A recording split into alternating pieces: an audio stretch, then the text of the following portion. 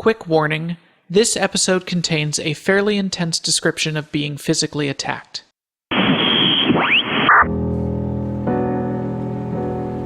Well, I'm not in Kansas anymore. I'm in Kansas is what I mean.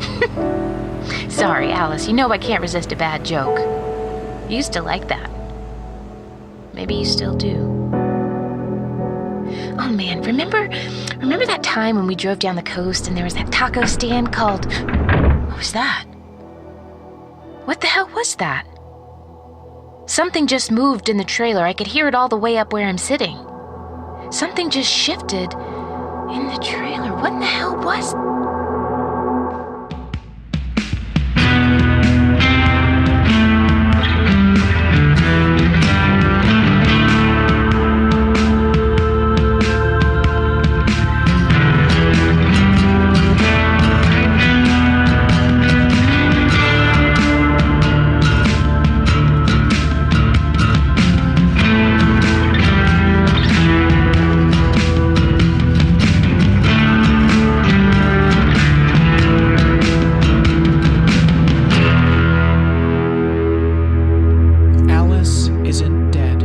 Joseph Fink, performed by Jasika Nicole, produced by Disparition.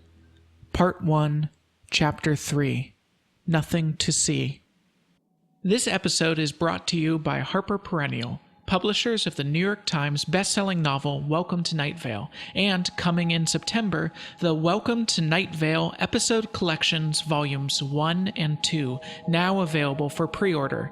Every episode from the first 2 years of the show, illustrated and with behind-the-scenes intros. Welcome to nightvale.com to find out more. Also, we now have t-shirts and posters of the Alice Isn't Dead truck skull logo. Go to nightvalepresents.com to see them. And of course, stay tuned after the show to find out the answer to the riddle we decided to go with today, which is, why did the chicken cross the road? I pulled over and opened up the back. Boxes of, I think, paper napkins, or rolls of paper towels, I'm not sure which. Shadows between the boxes, lots of places to hide. You would have been so surprised. But there's no one else to take over when I get scared, so I grabbed the heavy flashlight, the one like a club, and I went right in. Pulled myself up and went through every inch of the trailer. Just boxes of paper whatevers, nothing else. I was imagining it. Or maybe I hit something on the road and it bounced off the bottom. Who knows? I closed it back up and I'm moving on. Kansas looks exactly like I thought it would. There's something satisfying about that. Grass forever, occasionally a metal windmill right out of The Wizard of Oz. There were metal windmills in that, right? In my memory there are, but it's been years. Strip malls, of course, but that's everywhere. Nothing to see, no matter where you look. There's a relief in that. And fuck! I swear I heard it again. How can I hear it so loudly? So clearly? There's someone pacing in my trailer. I know there isn't, but I also know there is. I can hear the footsteps as clearly as if someone were walking on the next floor up at a hotel, or in the hallway of my house when no one else was supposed to be home. Loud and wrong and unwelcome. I'm pulling over. I'm pulling over, yeah. Nothing again. Boxes and darkness and empty corners. I'm not imagining anything, though. I heard those noises loud as life. Alice, I'm scared. You know that I get scared. It doesn't stop me from doing what I need to get done, but I'm scared pretty much all the time just of living, of life, of going on with the day-to-day. And now I've got invisible monsters hiding behind me. I'm all alone out here. Grassland out to the end of it, nothing to see. I'll keep driving. And what else is there?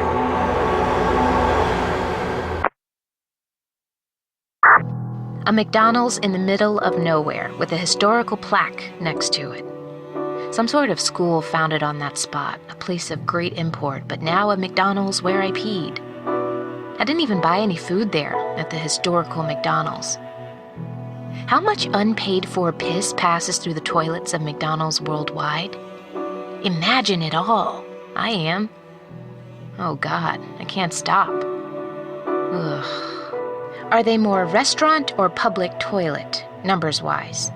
I don't know. It's gross, but also kind of interesting. Some of these towns are so small. A few houses, a bingo hall, a church, and a huge adult store.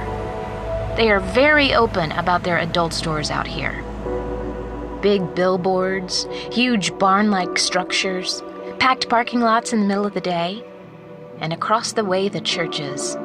2 gathering places to service all your needs, and the bingo hall for recreation.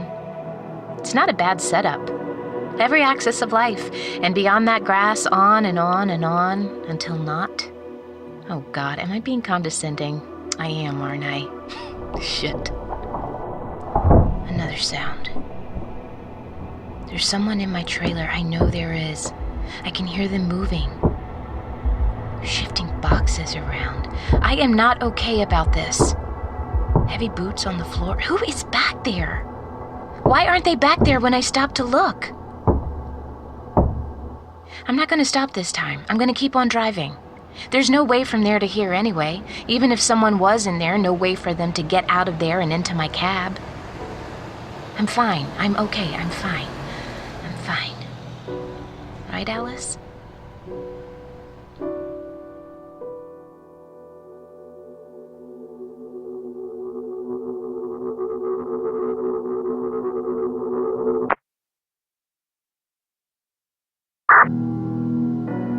Getting dark. And when it gets dark over the grass, it really gets dark. Like being on an ocean. The distant lights of towns out there like ships. There's only a last, lingering orange on the horizon, and it's just me on this road. The movement and footsteps have continued. It's like they're trying to provoke me, get me to stop and look again, but I won't fall for it. I'll keep driving until I don't know. I'll have to stop driving eventually, and when I look next time, I don't think I will see nothing. I think I finally will see. Oh, Alice. I'm so scared. That's between you and me, though. Don't need to tell our friend in the back. Heavy boots on the trailer floor. I don't hear it. I don't hear it. I do. All right, I'm stopping. I'm going to look again. I'm bringing the flashlight, heavy as a club. I really need it now. It's so dark out. I haven't seen that many cars on this road. Just me. Great. Okay, I'm stopping. Here I go. Okay.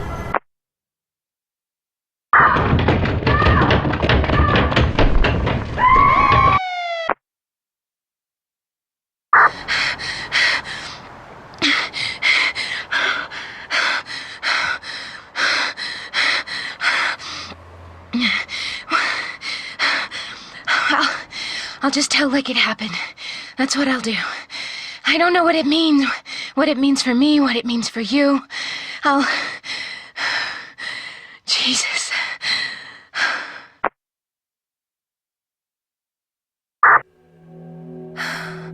Okay. I pulled off in the parking lot of a Target. I figured if nothing else, I'd have the protection of crowds, of the public. If nothing else, the lights. They would keep me calm after the long empty of the grassland. I opened up the back, and there was no need to look around, no searching, because there he was, the source of the noise. The Thistle Man, from the gas station a couple months ago. A yellow baseball hat, yellow fingernails, skin that didn't fit right, that stretched in grotesque ways over a skeleton that didn't seem human. Sharp teeth, and not sharp enough to be fangs, but not fangs. Eyes that were yellow and pink right to the dark center of them. Polo shirt, dirty, just the word Thistle on the right breast. "You miss me?" he asked. He sounded like he was having fun. The boxes of paper towels were torn to shreds like they'd been attacked by a huge cat, giant claw marks. He hopped down onto the asphalt and I backed up. Suddenly, crowds didn't feel like much protection. He smelled like decay. Not bad, but like fruit decomposing into soil. Like mulch. "Where do you think you're going?" he said. "I mean, where would you even go that I couldn't follow? Don't you know who I work for?" He indicated the thistle on his pit-stained shirt. He was sweating a thick, pungent mildew. "There are people all over this parking lot. Hundreds of them," I said. I was exaggerating. It was a Target parking lot, but it was also very late and in the middle of nowhere. There were cars, yes, and people, yes, they were there, but not in great numbers. Certainly not hundreds. Still enough, I hoped. Enough. He laughed. "People?" he said. "People won't help you. There's not a person in this world who would help you." Is he right, Alice? Is there not a person in this world who would help me? I hope not. I hope not. He took my arm. I don't know how he got that close, but he was there, and he did not grab, he took, like a dance partner, gentle but insistent, and then he pushed me up against the truck. The smell was overpowering. Up close, his skin writhed like there were insects crawling back and forth just under it. His teeth were rotten. His tongue was swollen and covered in a white film. He had me. That was all there was to it. His arm was against my throat and he was pushing just enough to let me know that he could do it, but not enough to cut off air. I drew and released frightened breaths against the weight of him.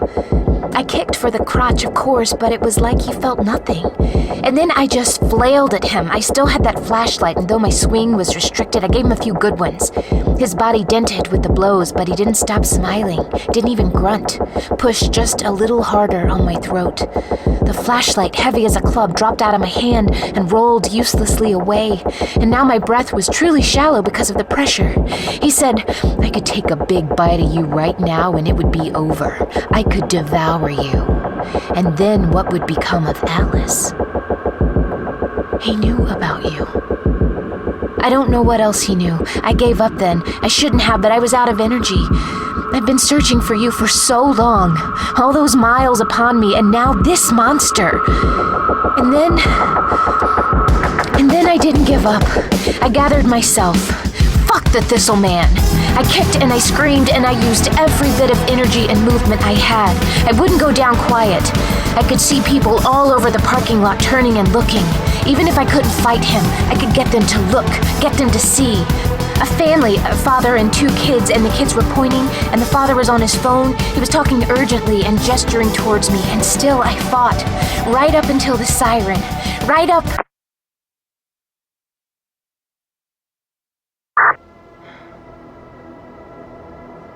The police car pulled up. The policeman got out. No partner. He was alone. Big man. Not big as in muscular or big as in fat, just big, towering. The Thistle Man let me go. I stumbled a few paces away where he wouldn't be able to easily grab me. The policeman walked over, but he didn't seem in a hurry, didn't seem worried about the Thistle Man or that he had just been attacking me. "What seems to be the problem here?" he said, sounding bored. I told him, in quick, gasping sentences about the noises and the stopping and the Thistle Man and the air, the lack of air, the struggle. He frowned, didn't meet my eyes. "That true?" he said to the Thistle Man, who hadn't moved, hadn't interrupted, had leaned with crossed arms on my truck. The Thistle Man just laughed. "Doesn't sound like it's true," said the policeman. I didn't know what to do. On either side of me, the policeman and the Thistle Man. Not a person in the world who would help me. The policeman said, "If he has to come talk to you, then you've been asking the wrong questions." He lumbered back over to his squad car, opened the door. "My advice," he said, "is stop asking the wrong questions." He tipped his hat at the Thistle Man. "You have a nice night now." The Thistle Man did a lazy wave in return. "I will, officer," he said. "You know I will." And the police car drove away. The Thistle Man made no move to attack me again. The message had been delivered. "You see now," he said. "So go home. Listen, He seemed suddenly concerned, worried for me even. "You can still go home." Then the wolf grin returned, any trace of human emotion gone from him, and he turned and walked away into the night, to the lit edges of the Target parking lot and into the thin landscaped border and the vacant grassland beyond. And me, I'm alive. I'm back on the road, and I'm alive. He's not right. I can't go home. Home isn't a place. Home was a person. I can't go home. A police car has been following me for the last 10 miles. No siren, no light, but staying close on my tail. I've attracted their attention. The Thistle Man is working with them. I don't know how far this goes. Oh, man, listen to me. I sound crazy. Or the world does. The world sounds crazy.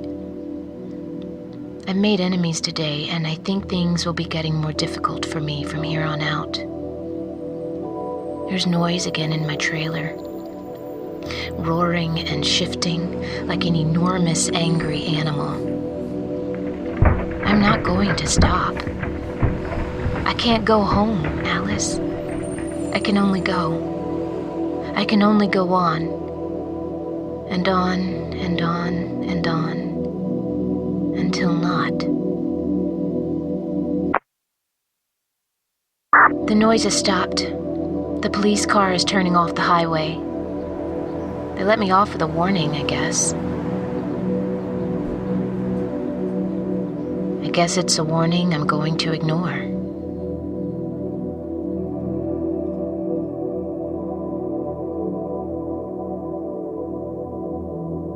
This episode was brought to you by Harper Perennial. Coming in September from Harper Perennial are the first 2 episode collections of the Welcome to Night Vale podcast. Volume 1, Mostly Void, Partially Stars, and Volume 2, The Great Glowing Coils of the Universe. Along with every episode from the show's first 2 years, these books feature introductions by me, Joseph Fink, and my Night Vale co-writer, Jeffrey Craner, behind-the-scenes commentary by the people behind the show, like Cecil Baldwin and Dylan Marin, and original and truly surreal and beautiful illustrations by Jessica Hayworth. These books are absolute must-haves, whether you're a fan of the podcast or just want to discover for the first time the wonderful world of Night Vale. Available now for pre-order. For more information, please visit welcometonightvale.com or just click on the link in this episode's description. And now, the answer to our riddle: why did the chicken cross the road? Because when he woke up, he said, "No, I would never cross that road." He ate beans for breakfast and snorted at those who crossed. And when noon came around, he said, "I would never cross that road." He ate leaves for lunch and laughed at those who crossed. And when the evening came, he asked one of the crossers, "Say, what's so good about the other side?" And the crosser waved him away and said, "What do you care? Someone like you would never cross this road." And that made him angry, so he crossed the road out of spite. The other side was okay. He ate beans for dinner. And that's why the chicken crossed the road. Pre-order the Night Vale episodes collections at welcometonightvale.com and check out nightvalepresents.com for Alice Isn't Dead t-shirts and posters. This has been a production of Night Vale Presents. Find out more about us and our shows at nightvalepresents.com.